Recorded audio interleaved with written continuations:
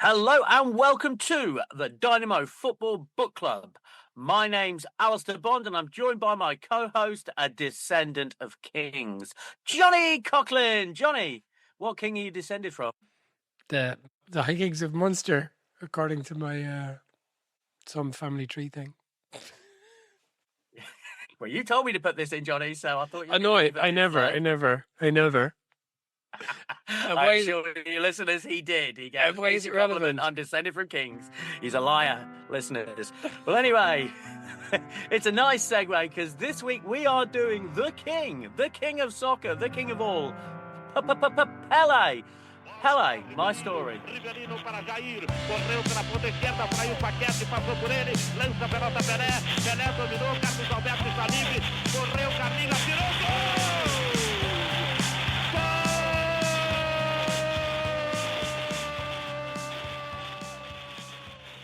Pelle. Pelé. It's Pelle. Yeah, he says it rhymes with Lair, Pelé. Well, I'm not saying that. I'm going to say Pelé. I'm not going to say Pele like Americans say, but I'm going to say Pelé like. I'm going to say Pelle. All right, I want you to keep that up all the way through. Every time you said Pelé. All right, very good. So, Johnny, what did you know about Pelé before you read this book? Oh, yeah. I know all the main bits about Pelé, the bits that are in the book. Because there's very little else in that book, is there? I was thinking someone should really write a good book about Pelé. That's what I was thinking when I was reading this book. It's not a terrible book. I like Pelé. He seems like a nice fellow. The book is not terrible, but there's not much in it, is there? No, there's not. It's not a deep dive into Pelé's psyche, that's for sure. Do you know he doesn't drink, Johnny? He mentions it once or twice. Did you know he was so religious? No, I didn't know he was so religious. He has a peculiar relationship with God. I mean, within the first chapter, he's like, "Oh, Jesus, why do you forsake me? Why do you punish me so? Because Brazil have lost the World Cup." That's a weird one. And there's another time where he's like, "God, why are you punishing me? I never drank or smoked." Well, that's not how it works. Like, I'm not going to have a cigarette, so I expect good things today, God. No, not happening, huh? No, I didn't know he was so religious, but I'm not surprised. I can understand. And what's nice about his religion is that he's very, very grateful, man. He's very grateful to God. That comes across in the book. And I was thinking, on one hand, it says an awful lot about Pelé in his favor, but it also says it's a positive and a negative that someone can be so successful and remain that boring. Yeah, there's a degree of truth to that. There was halfway through the book, I was thinking, oh, this reminds me a bit of Pushcast. And honestly, I was like, oh, the lovely humility of a man. We've lost something. I think we've lost something as a society. But then in the last chapter, he's raging about there not being a museum dedicated to Pelé in Santos. And he's like, you're not that fucking humble, are you, lad? Because sometimes he really is very humble. I mean, I'll tell you what, I believe the children are a future. This is very, very 80s schmaltz, isn't it? He does it all for the little children. In a way, nobody says that anymore. Like, that seemed a very 80s thing. In the 80s, everybody did everything for little children. And now everybody does fuck all. Yeah, well, maybe people are more suspicious of that now. The thing I think that is challenging reading this book, well, it's two things and they're related. The first is because, Pelé didn't drink, he didn't smoke. He did have a particular vice, which we can get to later, but it's not something he talks about more than he is obliged to. No, he certainly doesn't. Yes, this particular vice, which we've agreed to talk about later on the podcast. Yes, he certainly is what he doesn't really want to confront that too heavily, that particular vice. We'll let you guess as to what that vice is, folks. You might be able to. So what he really, maybe as much as any of the books we've done, it really comes across in this book that Pelé loves football. Like, he really loves it. And he talks a lot about the matches. And as we've said repeatedly, that's rarely that interesting. Because how can you really offer any insights? You're just kind of describing stuff that happened, and you kind of know what happened most of the time. So that's in itself a problem, but it's also If I can problematic. interject there, Johnny, I mean, he takes that up a level. He then goes to describe matches at subsequent World Cups, which he's not involved in at all. At great length, it's like, what the fuck is going on here? Like, the 94 World Cup, let's go through each group game. Let's not, actually. Let's just, let's just cut to the chase. Thanks. But the big problem is he's talking about games that Santos played in Brazil in the 1960s. I'm definitely not interested in that, Pelé. I'm not interested. All right. Well, okay. There's a couple of things I'd like to say about that. So, Pelé, 1,280 career goals. That's a lot. And say Ronaldo is, 20 away from 1,000, I think, as we speak. Ronaldo's record is way, way, way better, Johnny. It's way better. Those games in Brazil in the fucking 50s and 60s, in his little state championship, he was literally playing schools and shit. Like, he's counting goals he scored against fucking Plymouth Argyle on, like, tours with Santos. Like, he did not score 1,280 goals. He didn't. Ronaldo is the king. I don't mean it, folks. But, like, the whole 1,200, that felt wrong. But, like, the whole 1,280 goals, it's just, what goals are being included in that? Like, some crazy, crazy goals. Well, he scored 23 goals in 6 games. Yeah, but there was also other times where he got sent off by the ref, and then the ref got sent off, and he was allowed back on. I mean, his whole career was kind of like a carnival. It was weird. He was telling, like, one game, like, oh, we won a penalty shootout. The ref forgot to let the other team take all their penalties. But, hey, the result stood. Oh, no, it didn't. I think they agreed to draw the game there. But, yeah, that old Brazilian, like, state championship back in the day, they were playing some low-grade teams. I mean, do you know how it works, Johnny? Because now they have the national championship. Yeah. So your Corinthians and Santoses and your Palmeiras play your Flamengos and your Fluminense. So he wouldn't have played against Garrincha, right? So they would have been in different leagues because he was playing in Sao Paulo, I guess. That state. Yeah, the Paulista League, and that was Yeah. the Rio League. So no, he would have been playing like, the equivalent 4th division teams, like week in, week out, like really minor teams. So, I don't want to take anything away from the boy. 3 World Cups and all that, but 1,280 goals, maybe. But you know what I mean? If Ronaldo's going to count the goals he scored in friendlies and shit, he's got him. He's got him, Johnny. What do you think about that? Yeah, I can see what you're saying, but whatever. It's still a lot of goals. He has one regret from his international career with Brazil. Do you remember what that is, Al? One regret. Now, wouldn't it be nice to have regrets like this, Johnny? I was trying to come up with a fucking comparison, and it's like, I spent the night with Charlotte Johansson, but I didn't I think you should come up with a different analogy. Well, I don't know, but none of them have the same impact. Just bleep it out. Bleep it. Bleep what I said. I wouldn't bleep anything. He's won 3 World Cups. Like, honestly, that is something I'd want to do. If you could say, so what things would you have liked to have done more than anything else?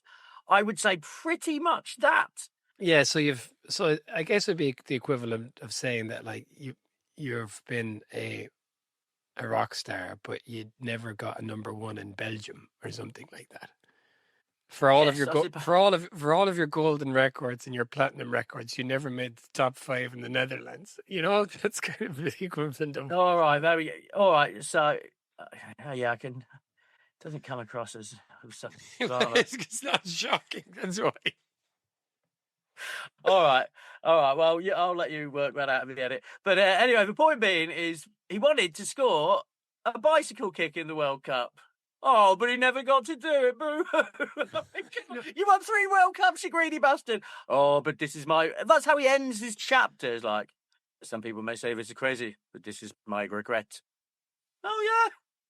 And also, on the subject of bicycle kicks, we've got a new contender for the first ever bicycle kick. Now it's Petronillo. Petronillo was the first person to invent the bicycle kick, according to Pelé.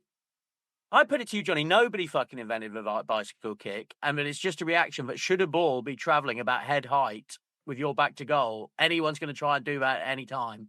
Well, anyone with a certain type of athleticism. Have you ever seen a bicycle kick in the flesh? No. I remember playing a five-a-side when I was about 19, and a fella did it indoors. And I'd actually seen a couple of overhead kicks where people kind of do it at kind of a falling rate, you know? And that was impressive in itself. But this guy really got up into the air and did a full-on, like, really athletic kind of gymnastic thing. It was amazing. Like, there's only certain types of people who can do that. And I'm going to surprise you and tell you I'm not one such person. Yeah, nor I, Johnny. I mean, the first bicycle kick I ever saw, and I think I might have mentioned this before, was Nigel Clough, not the great athlete. And he scored it, and I'm pretty sure it was against Luton. This could all be false. But he got up like holding his back. Oh, fucking hell. Like all slouching away, and sexy it did not look. Just, me back, me poor back. But there's a difference. Goal. There's a difference between the bicycle kick and the overhead kick, because the bicycle kick, you have to do the pedaling of the pedals, right? Your legs have to do that thing where you kind of flick with the other leg. Because, you know, we say like Niall Quinn could do an overhead kick, but I bet he couldn't do a bicycle kick. Oh, Niall Quinn, like, just so inelegant. He couldn't do it. You can't do it elegantly if you're that tall. There's just no way. Yeah. Let's talk about this book.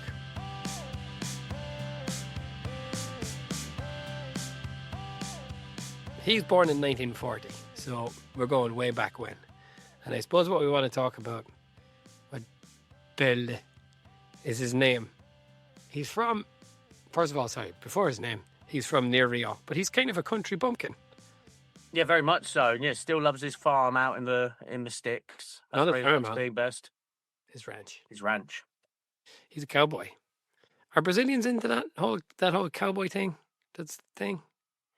Yeah, I think so. Cowboy boots and cowboy hats. That's very much a Mexican thing. Like, there's loads of like Mexican lads bowling around Walmart, like with like really fancy cowboy hats on and like really, really fancy boots, like just bowling around Walmart in it. It's quite a sight to behold. How much would someone spend on one of these hats? Hundreds, Johnny. Hundreds and hundreds. It's a status symbol. Really? Like your boots and your hats are a thing. It's a thing. It's quite like gaucho. Is it gaucho? That's what we call him. Maybe I'm pulling that out of my arse. No, it is gaucho. Yeah. Anyway, he's a country bumpkin fellow, and his name is Edson Nascimento. Edson Arantes Do Nascimento. I'm trying to say it as a Brazilian now. Arantes, not Aranches or whatever, as we would say it, as it's spelled. But what I thought was fun, and he could have made the book shaped around it a bit more, and it would have worked as an effective literary device, is he has these different personalities, doesn't he? He's Pelé. But first he was Edson. And then at home, he's Dico to his family. But before any of that, he was Don Dinjo's son. So I thought that was good, and he could have played with that a bit more. Yeah, absolutely. Yeah, well, he loves the dichotomy of his life. Like, at home, he remains Edson, a misspelling of Edison from Thomas Edison. Yeah. But his public persona is Pelé. You know, public persona is pushing it, isn't it? Like, it's not like he's Mr. Razzmatazz, is he? Like, I mean, he's not. Ladies and gentlemen, to light up a stage as Pelé just comes on. Hello, I am King of Soccer. It's like, woo, it's Pelé. Like, I mean, he's not. But he is quite gregarious, isn't he? Pelé. Yeah, in terms of certainly in his football. And yeah, he's a musician. He loves to play guitar. He is, as we've hinting towards, a ladies' man. Yeah, but so this probably didn't jump out to you quite as much as it jumped out to me. But he initially didn't like the name Pelé. There's been a lot of discussion about where it came from. And one of the theories is that it came from the Irish word for football, which is pel. Did that one just pass you by entirely? Because it sure didn't pass me by. You know what, Johnny? It honestly did.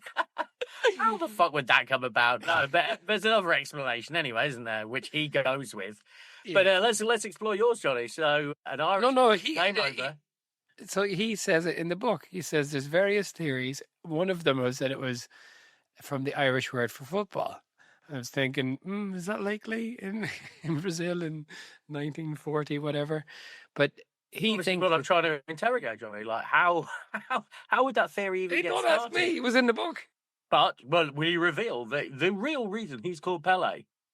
Because there was a goalkeeper in his father's team called Bile, and he used to like Bile, and he would be whatever shouting for Bile, and he came to be known as Pele on the back of this. Anyway, that's it. And Yeah, all right. Don Gino, his father was a footballer, and Pele goes to some lengths to tell us that he was very, very good. I think maybe not as good as Pele thinks, but his father was a striker, and he never played for Brazil, but Pele indicates that he was close enough to, but he got injured early or young, and he retired. No, but he really, was in awe of his father, though. And there was a time when he eventually joined Santos, and some of the players had heard of his dad, and he was just so pumped for that, which is very sweet, isn't it? Yeah. Yeah. The mother, very strict, very Christian lady. They weren't allowed to do anything. They were sir and mum in the house, like very, very respectful, very God-fearing, apart from with one thing. You see, the thing is with Pelé, he complains he had these troublesome hormones. Oh, these hormones just making his life hell. His hormone. You're the only one, Pelé. No one else has them. No one else has these troublesome hormones. I wonder how you cope. Let's find out. Yeah. Anyway, so really, really good football. I mean, standard childhood stuff like boom, boom, boom. Met his Mrs. Young. Guess what, folks? She had no interest in football. Drink. Yeah, they never do. They never do. Yeah. But he met her when she was like 14 and he was 17. Very sweet, youthful relationship. They got married about 8 years later after he was very successful. Yeah. I mean, that's all of his childhood, right? He had a mum, dad, he got a brother. Boom. And a sister. Boom. His brother gave up footballer. Was a footballer. He signed for Santos, but he gave it up to pursue a career in law. Shouldn't have done that, buddy. Stick to the football. Well, I mean, that would be hard, though, wouldn't it? Like, you're only good. Well, I'll tell you who my brother is. Oh, he's going to be great. Oh. He did this stood out to me. So he was a precocious footballer. He was playing for Santos by the time he was 15, 16. Yeah. And he needed to fill out because he was a little whippet. And, he changed his diet. He started going to the gym a lot. And then soon enough, his thighs were as thick as his waist. That is bonkers. I mean, how does that even work? Again, like, aren't they sticking out of his waist? Wouldn't there be not enough space? Or they just come out at a massive angle. Yeah, I believe he got big thighs. I believe that. But yeah, as big as your waist, I thought of that. It's just not biologically possible. Of course, I'm thinking of a waist my size, so I guess it certainly is possible. Like, man, if he had thighs as big as my waist, hats off to you, lad. Hats off to you. But yeah, so he played for Santos, which is near Sao Paulo, but it's on the beach. Yeah, well, I'd like to tell you now, I know it quite well, Johnny. When I spent my year in Brazil, I lived in Sao Paulo, and my girlfriend's family lived in Guarujá, which is where Pelé now has a holiday home. And let me tell you, Johnny, some of those fucking holiday homes in Guarujá, they're unbelievable. The beaches, oh my God. We went my girlfriend took us down to where Fat Ronaldo's house was. And you can access the beaches. They're unbelievable, Johnny. It's the nicest place in the whole world. It's Really? so nice. Yeah, Santos is super nice as well. Because I spent 10 months in Sao Paulo, and Sao Paulo, folks, is not nice. It's not at all nice. But Santos is really oldie, worldy. It's quite quaint. It doesn't have the same terror of crime as you do at every step of the way in Sao Paulo. It's really, really nice. And he's talking about he takes the bus journey from Sao Paulo to Santos, and it being and that is a wonder of the world sort of thing, Johnny. You travel through these mountains, and it's absolutely stunning. Yeah, he lived in a beautiful place, and he was happy there on the whole, right? He was. He loved playing for Santos. I think he was just a happy guy, Pele. Yeah, and gets into the team quickly, scores goals. Everybody loves him. It's just easy for Pele. Just easy. Yeah, he's just good at everything, isn't he? But he says at one point, he's fast, he's got great reactions, he's just good at everything. He's one drawback, he's short-sighted, apparently, Pelé. Later on in his career, he indicates or kind of implies that, no, he says that there's a journalistic agenda to get him out of the team in 1970. And one of the journalists, this is quite a scene he painted, and there wasn't many scenes like this in the book, I felt, but there was a journalist who said that he was short-sighted, and this is why he shouldn't be in the team. And this was the 1970, isn't it, Johnny? Yeah. So then after they won, this journalist is in the changing rooms and gets down on his knees and begs Pelé for forgiveness. In the shower. He's soaking through. That was nice, wasn't it? Well, he begs Pelé forgiveness, and Pelé says, "Only God can forgive, and I'm not God." Oh, burn! Yeah, that is a burn. I forgot that bit. But yeah, he goes to the World Cup in 1958, where his nickname in the Brazil team was the German. Didn't expect that, did you? That's what everyone called me when I was in Brazil. That's what people shouted at me, like beggars in the street. They shout like "Alemão, Alemão," like because I looked like I was German. Because I'm blonde. Well, I'm not blonde, but I mean I was sort of blonder than the average Brazilian. Like, but yeah, that's what people shout. I think that's what they shout at white people, generically. So how Pelé got that nickname, I don't know. I guess it was irony. Yeah, he said that they all kind of had nicknames for that World Cup, and we're familiar with these guys. We're familiar with these guys, because we did the Grinch book, and the Grinch book is just a much better book, isn't it? Oh yeah, infinitely better. But Grinch is just a more interesting character, a much more tragic character. I mean, that's the problem with this book, right, Johnny? Because a book needs a struggle and a resolution. And let's face it, I mean, like he comes from a poor background, but his football career was not really a struggle, was it? He was in the Santos team at 15. Kicked ass for 15 years, won the World Cup 3 times. There wasn't it. He didn't really struggle with injuries or anything at all. It was just like success. The 66 World Cup, that's like his bête noire. Like that was his Vietnam when they didn't prepare very well and went out in the quarterfinals. That was like the only time he really tasted, defeat like normal football players would. There's no arc. You're absolutely right. The only thing really nasty that happens to him in life is his son going to jail later on for drugs. And he went to jail again after this book. I don't drink and don't smoke. That's when it came in. Yeah. The irony, me, who's never done drugs, and my son, he's gone to jail for drugs.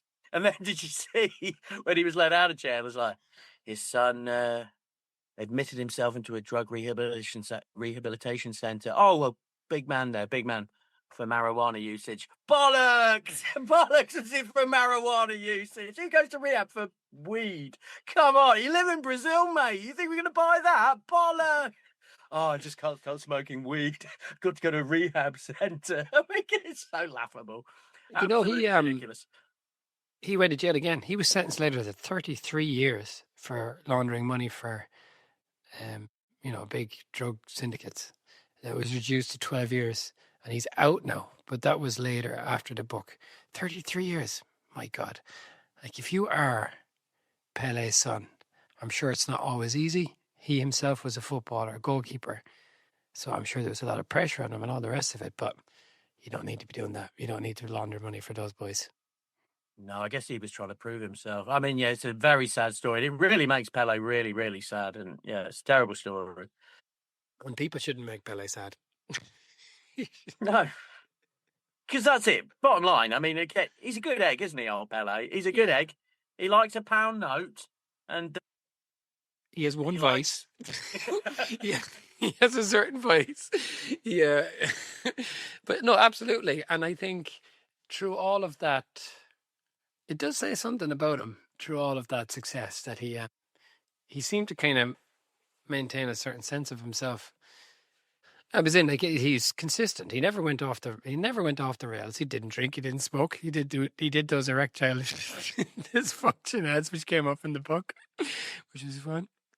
All right, the erectile dysfunction ads. I watched one of those adverts. Have you watched one? This is the wording. So it's like a picture of a man, looking all sheepish around his missus. Oh, what he goes. Many men suffer from erectile dysfunction. Now there's a solution. Give your doctor a call if you're suffering from erectile dysfunction. I would. I would if it was me, but it's not. But I would if I did have a problem down there, which once again I reiterate, I do not. I would. I think they must have been going like, "Can you not say that?" And he's like, "I absolutely insist." I'll do his advert, but I'm not having people thinking I'm a limp-dick. I will not have that. Pelé is king. So they win the World Cup in Sweden in 1958, and he's telling his father over radio, asking him if he saw the match, and telling him about meeting King Gustav of Sweden. Do you know what I find funny, actually, Al? People from old times always feel the need to tell you that there were no mobile phones then. That's something that people always say, they expressly say. There were no mobile phones in 19. Yeah, because I was looking through the pictures, wondering where the selfie was with old King Gustav. I was like, "What are you doing, Pelé? Come on, you missed a real moment here." But no mobiles in 1958 makes sense. Yeah, so there was no mobiles, so he had to speak to his father by radio the day after. Simpler times. There were young Swedish girls though, so that was nice. And a lovely little relationship with a lovely little blonde chick called Elena. Very nice. She pops up later to give Pelé the opportunity to say something disgustingly pervy. All right. Yeah, but he does have a nice little relationship with a lovely Swedish girl out there. That's nice. And then in 1962, they got to Chile. This was when Garrincha got the bird in Chile. Didn't he get the minor bird in Chile? And Pelé is the one who introduced Garrincha to Ilse Suarez, and there was some rumors about Pelé having a relationship with her because, as we mentioned, Pelé has a certain vet. But anyway, he insists that there was nothing between him and Ilse Suarez. But what I thought was quite nice was whoever was in charge of the Brazilian FA, or was it the manager of the team, was extremely superstitious and insisted on doing everything exactly as it was done in 1958, down to getting the same airplane and the same pilot and the same guy. He always wore the same suit. I thought all that stuff was nice because it's just a little bit quirky, but yeah. And obviously it worked. They won in 58 and they won again in 1962. Do you know what was funny as well? Was it in 62 they played against Czechoslovakia and he got injured, and the Czechs were so nice because they weren't allowed subs in the time, so he had to stay on the pitch, and the ball would come to him and they would just let him kind of pounce around with the ball and wouldn't tackle him until that play just kind of petered out. He was saying that they were extremely sportsmanlike. That's one way of putting it. Again, I just couldn't work that out, Johnny. What do you just like lay off? Just let him pass it. You don't let him. I didn't really understand how that worked, but yeah, fair play to those Czech lads. They didn't smash him into the ground, I think is what he's saying. When they had the opportunity to hurt him more, I think, and they didn't. Yeah, well, more fool them. But yeah, again, win again. So well done. And he's 21 now, 21 years old, 2 World Cups. Fuck off, Pelé. Jesus. No bicycle kick though, poor devil. Exactly right. Then Santos, goal. Santos, they toured a lot, didn't they, Santos? Well, this is it. Remember, I think it was last season, like after the last Premier League game, Spurs flew off to Australia to do like a tour of Australia. That's right, yeah. And everyone's like, fucking modern football, like absolutely insane, crazy. It's like these lads, they wouldn't think nothing of that. Like a first class flight to Australia, they'd love it. These lads were just playing everywhere. Oh, let's have some friendlies in Senegal. They'll be big money spinners. I would imagine, 60 Senegal. As I say, there was he played against Plymouth at Argyle. What the fuck? How? They went to Nigeria, and I think this is a well-known fact about Pelé. They went to Nigeria, and the Biafran War was kind of a hiatus for a little while, so they could play a match. Yeah, I just want to go. I mean, that's typical you with your bloody wars, Johnny. I want to go back to Plymouth and just be like, if you were in Plymouth the night that Santos FC played Plymouth Argyle and you didn't fucking sell your grandfather to get a ticket to that game, shame on you. Like, do you watch the old Plymouth Pelé game last night? Couldn't be bothered. Stayed in, watched Coronation Street. What the fuck is wrong with you? Pelé in Plymouth. I mean, what else has ever come out of Plymouth? Nothing. I saw Santos under 23s play against the Vietnam under 23s in Ho Chi Minh with my father. Oh, eh? Who won? Who won?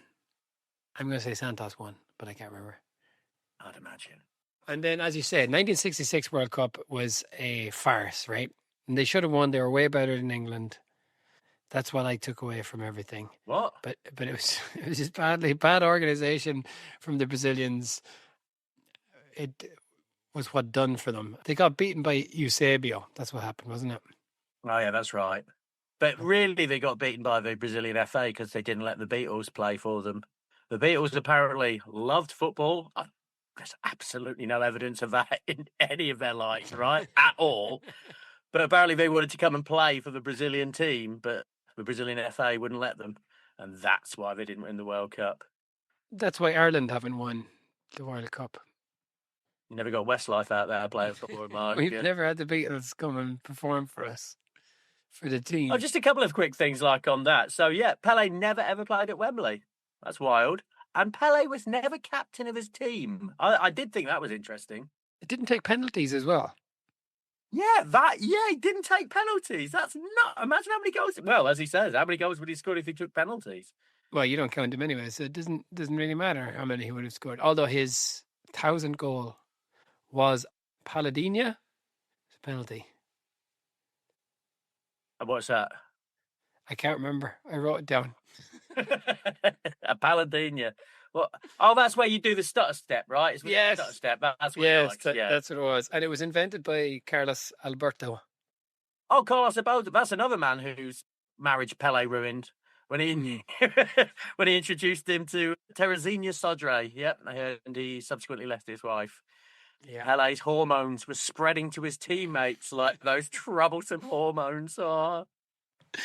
Yeah, he did take the penalty for the 1,000th goal, but he doesn't generally. But he met the Queen, liked the Queen, Al.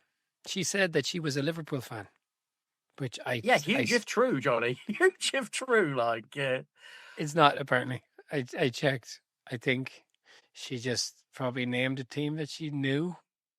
Yeah, that sounds about right. Who was successful at the time. Yes. Come and play for Liverpool. Come and play for insert team here. But her grandson is a Villa fan, a proper Villa fan. He goes to matches and stuff. I once nearly got... Old man was very, very aggressive with me as he argued that the Queen was a Reading fan. And that's why we were nicknamed the Royals. He was really drunk and he was really angry because I was laughing at him. I don't know if you support Reading. No, some bloke. Some unnamed man. I don't think you should support Reading. No. It does seem more fitting than Liverpool. Yeah, royalty would not support Liverpool, of course. Come on. But how did William end up a Villa fan? He went to, he's from London. Picked his name out of a hat. I think Prince Andrew's a Liverpool fan. Is that true? No, but suits him, doesn't it? It's in the Epstein files. Forest do not appear in the Epstein files at all, I'm delighted to tell you. Not at all. They did a rundown of all the Premier League teams. You know which team features most of the Epstein files? No. Sort of works. Fulham. Bloody London elites, aren't they? Eating children. Al Fayed. Well, there you go. Absolutely. That's it then. God knows what they've got in that jacuzzi up there. What's Hugh Grant doing in that boardroom? So in the 1970s, they'd had to get a new manager because the old manager was a former journalist who kept getting cross with everyone. And they prayed a lot, the 1970 team. Yeah, well, he said that was crucial to it. You see, I mean, in a way, I think this was a role reversal. The wrong team lost. England should have won that if it wasn't for Alf Ramsey's unfortunate comments. These featured, so I looked him up, Johnny. Mainly they were angry because he called the Argentinians animals in 1966. But Alf Ramsey also said you can't trust anything out there. You can't trust the food and you can't trust the people. And here's a fun story. So he had exported to Mexico pallets of frozen Findus food, which the England team could eat when they were out there, so they wouldn't be poisoned by the Mexican food. But in rage, Mexican customs official destroyed the Findus foods. So the England team didn't have frozen Findus foods to eat at the 1970 World Cup. That's why we lost. That's why Peter Bonetti was so useless. Oh, he didn't have his frozen Findus foods. That's nice. That is nice. And all right, so we got a lot of this. All right. Actually, I learned some things there. Sorry, Johnny, you were speaking. Well, I've got a question for you. Let's see if it's amongst the things that you learned. Who was the first, I don't know, maybe still the only, but certainly the first player to score in every round of the World Cup? Jairzinho. Yeah, that was fun. That's fun saying it, isn't it? It's just fun saying it. Jairzinho. Yeah, and so maybe you told me this before, so Sao Paulo, SAO, that's a San Paulo is how you would say that. San Paulo, it's like a sound almost. So Tostão is Tostan. Yeah, that's right, I think. Because I listened to the audiobook and he was calling them Dustin. I was thinking, it's Tostão. That's how you say that, Al. Yeah. So there's a lot of description here, and this is what's funny about it, right? There is 2 pages of descriptions of the shot he made from the halfway line, which missed. 2 pages about a shot he took, which he missed with. This just hits a bit differently now, Johnny, because you see goals from the halfway line all the fucking time, don't you? It's not like, woo! It's not like some lad's going to be like, oh, do you remember that time I took a shot from the halfway line? I did miss. No one's going to talk about that now, but there's 2 full pages of Pelé shooting from the halfway line and failing to score. There's another, few paragraphs about him jumping over the ball and then missing. Yeah, all the great bits of Pelé's skills. And there's that header. That's what he says. The things I'm most famous for are taking the shot from the halfway line, missing, doing the little step over, confusing the keeper and then missing, and then having the header, which Gordon Banks saves. That's the things he's most famous for in the 1970 World Cup. All of them failures. Yeah. Yeah. And not doing a bicycle kick. And not doing that, yeah. I tell you what, though, Johnny, I never knew, and I know this is just a big gap in my hole, but that famous Carlos Alberto goal was in the final. I had no idea, Johnny. I didn't know that. Did you know that? It's the last goal, isn't it? It's the 4th goal. Yeah, the last goal. I had no idea. Imagine that in a final. Fucking, I had no idea, Johnny. I really didn't. But also, he says that they had identified the avenue. They'd figured out that the fullback kept coming in field, so they knew that there was space. They could draw the fullback in, and Pelé knew without looking, he knew that if he played the ball out there, that Carlos Alberto would be coming in. And he rolls that ball with it's such a beautiful pass to unleash an absolute rocket of a shot. That's a beautiful goal. Oh, yeah. I mean, it's got everything, hasn't it? 'Cause it's got a little dribble in the first. Yeah, somebody beats somebody, and then there's some lovely passing, and it's an excellent fit. It's got everything you'd want. Yeah, if only Pelé could have bicycle kicked it in at the end, that would have been perfect. If it just come along at knee height and yeah. All right. But that was it. He had done it all then, and then they get to keep the trophy, and he was now a citizen of the world. Citizen of the world. Now, talking of world things, Johnny, you mentioned that before, the Queen. He name checks Billy Bremner, George Best, Jimmy Greaves, Bobby Charlton a lot, and Bobby Moore, and the Queen. Do you think he names checks these people in every edition of the book? Are they in the Brazilian edition? Or is it just like Pelé being before every single World Cup final? Who do you think is going to win this World Cup? And him, depending what country he's in, going France, Spain, England, Italy. I reckon he just put him in I reckon in the Italian version, he's there's some wonderful players in Italy. Wonderful players. Someone like him or him. Well, he does. I reckon he's pandering. Oh, he does talk about Paolo Rossi in this book. He does talk about those checks. He's just got a lot of good vibes for people out there. Oh, talking of good vibes as well, I'm going back a bit here, Johnny. Do you remember the bit where one of our previous golden boy, Puskás, bottled a centre-half? That was fun. I think I read that at the time. Puskás we didn't see from his book. Yeah, I think I read that at the time, though. I don't believe it. Wonderful man. Yeah. So then, so he's like, now my football career is hanging up. And he really thinks he's going on to be a businessman, right? He's like, I'm hanging on my boots and I'm putting on my suit for the business world. It sounds like he really wanted to go and work in an office somewhere, 9 to 5. He's like, well, that's that done now. But that doesn't work out for him. He makes a lot of bad business deals. Yeah, he seems like he seems quite gullible, or maybe it's just that. Remember with Keith Gillespie, and Keith Gillespie was always like just letting other people make decisions for him. I think maybe there was a bit of that going on with Pelé as well, and some of these guys are just like, you're giving me power of attorney. Are you sure? Yes. He's naive and negligent, but he sort of persuades it away, and he's like, I would rather trust 1,000 men and lose by one than never trust again. It's like, you should have just got a bi-monthly report or something, shouldn't you? Just see how your stocks and shares are doing. That Batmobile's going up in price for Neymar. Oh, he described Neymar Jr. as a very average player as well. Good boy, Pelé. Good boy. He's got beef with Ronaldo. Not Cristiano. Ronaldo alone, but you mean Brazilian Ronaldo, right? Yeah. He's got beef with him because he talked about his personal life, and Ronaldo said Pelé should keep his nose out of it. I remember reading a thing before that Philippe Scolari said that if you want to know what to do in football, ask Pelé and do the opposite.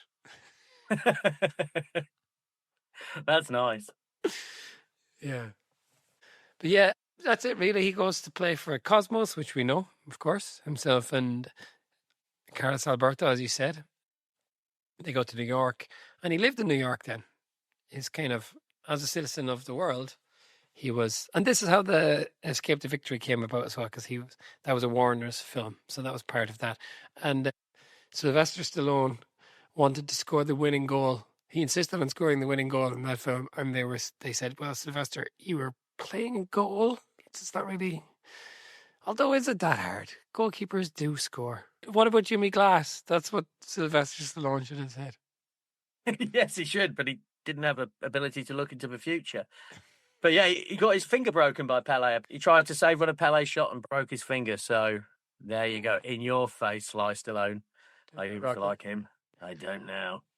And he became Minister for Sport, the first black minister in the history of Brazil. Now, given the amount of black people in Brazil, I found that very surprising. Astonishing. I wasn't surprised. But there you go. That's the world for you, Johnny. Yeah, Brazil has more black people than any other country apart from Nigeria, apparently. Yeah, there you go. And he was the first minister. So he was minister for sport. He claims that he brought about the Bosman equivalent in Brazil, and he set up these, I guess, municipal sports clubs in Brazil. But then their funding got pulled. He was devastated to learn that a lot of Brazilian politicians were corrupt and were in it for themselves. This came as a shocking revelation to him. Very naive man, a very sweet, naive man. But okay, Al, shall we talk about his lustful ways? Okay, well, that's it. Well, say we're in the cosmos. Here's a quote. Being in New York, I still had these crazy hormones. Oh, they hadn't gone away. So here we go. This is what we've been dancing around. He is a horny motherfucker, old Pelé. Just so horny. Everyone gets it. He comes across the Swedish girl that he met later in life, and she comes up with his daughter, and he's like, oh, she's sexy too. Shh, don't say that, Pelé. And then he goes on like, I'm sure one day if she has a kid, she'll be sexy too. Shut up, Pelé, shut up. But yeah, he was all over it. He was all over it. He had a child with his maid, which was very unlucky because he only had sex with the maid once. Oh, and she conceived on that one occasion. How naive do you think we are, Pelé? If you'd believe it, maybe, because, just the once I slipped and my dick fell in the maid and then she got pregnant. Unbelievable. Yeah, he has this relation with a lady called Jusha. And she is still a massive celebrity in Brazilian TV. And she used to be like a dancing girl, sort of like a Playboy model, but he took her and introduced her to TV executives. She was 60. She was only 16 years old. Only 16 years old. But she remains a massive star. When I was in Brazil, we were watching it. Saturday night TV. She's like a Cilla Black sort of character from the past. My then girlfriend said, she is so much more famous than Pelé. So much more famous than Pelé. I was like, really? Like, she's like the most famous woman in Brazil. Mm. He's also like, not everyone gets to go out with beauty queens. No, you did with, what's her name? Disa Nunes. She was 17, you were 44. Classy. Yeah, wow. It's crazy, isn't it? Yeah, his ex-wife, he eventually divorces Rosemary, and she writes a book. I think it was like, and he's very disappointed by that. And then his maid writes a book, The Child the King Didn't Want, and he's also disappointed by that. Yeah, he says he's got 7 children, but I think he could have fucking hundreds, like hundreds and hundreds. Yeah. Ooh, there was a guy in Ireland. There's quite a nice story. There was I think he was Cuban, and he was flying a plane that crashed. This was in Ireland in the 70s or 80s, and it crashed in County Cork in a place called Mallow, which is a small town. And he was fine, you know, he crash landed, and he had to get the plane fixed up, but they had to build a runway in Mallow before this guy could leave, you know. And actually, the fella who designed the runway, the engineer or whatever, happens to live near me. This is how I know this story, but this is a well-known story in Ireland anyway. But apparently that fella left a lot of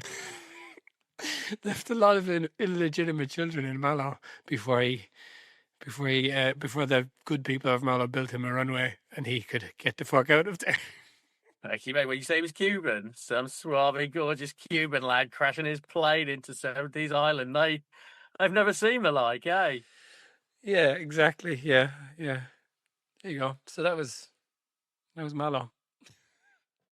Yeah, so that's it. So he plays the old Cosmos. He enjoys himself out there. He's doing a good job for America. If you want to hear about that, listen to our recent episode. And then, how can he doesn't want to be a coach at all. No interest in doing that. But he does want to make money. He really has no interest. I think maybe you can't imagine Cristiano being a coach, can you? No, or Messi. I think their horizons are bigger than that, you know? And maybe that's the same for Pelé. He thought he was just going to be a business behemoth. Like he was the face of MasterCard. And if he wasn't just constantly squandering his money, maybe he could have been. But he wanted to be a brand. And I guess he had that kind of idea, that vision then. And I guess that's, you know, what will Cristiano be doing in 10 years? Playing football. But, you know, what would these guys be doing? Just making crazy money. And I think that's what Pelé wanted to do. And here's a list of some of the brands that Pelé supports. Puma. And he was paid $1 million. You read this. He was paid $1 million by Puma in 1970.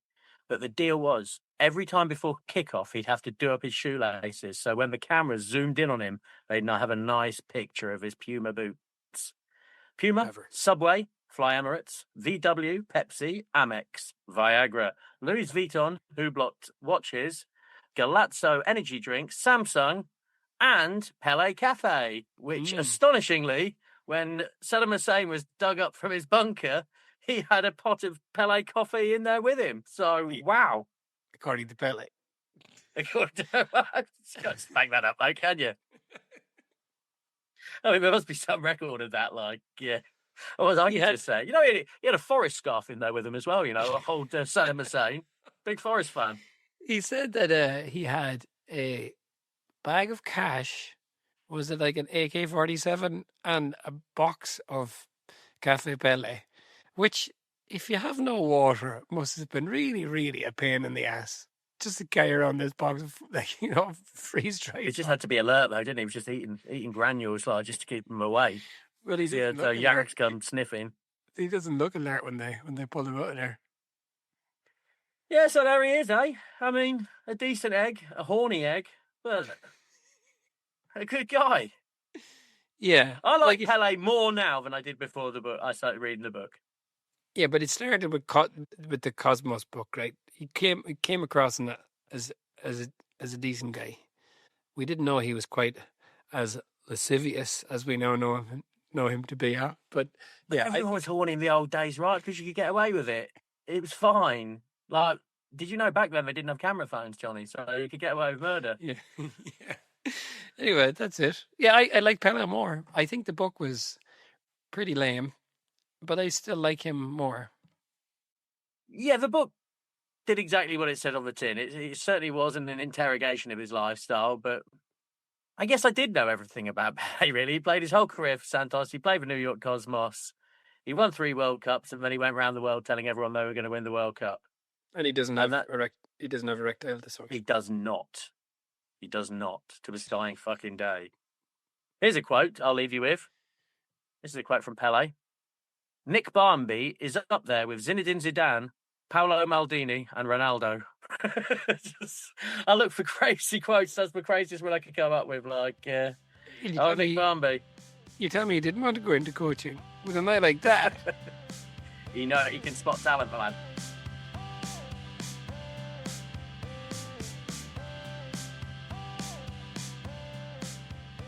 Yeah, okay. How many Cafe Pelés would you give this out of 5?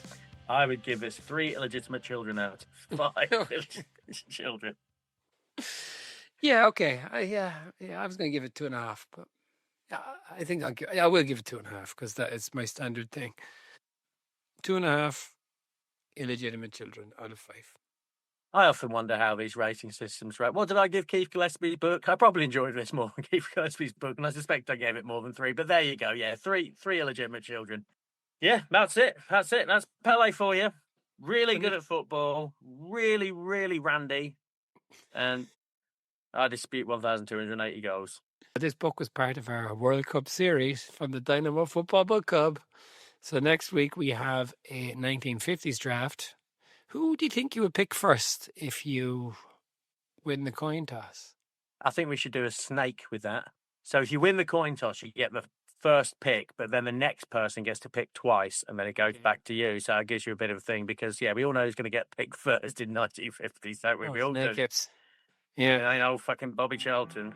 All right, well, thank you very much indeed, folks. If you enjoyed this, please leave us a review and a 5-star rating, and we'll see you next week. Thank you, Johnny. Thank you very much, Al. Bye-bye.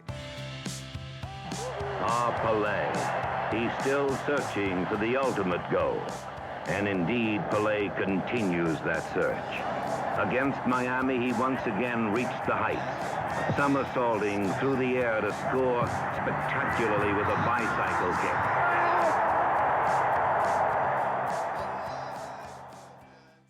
Last question. Thank you very much indeed.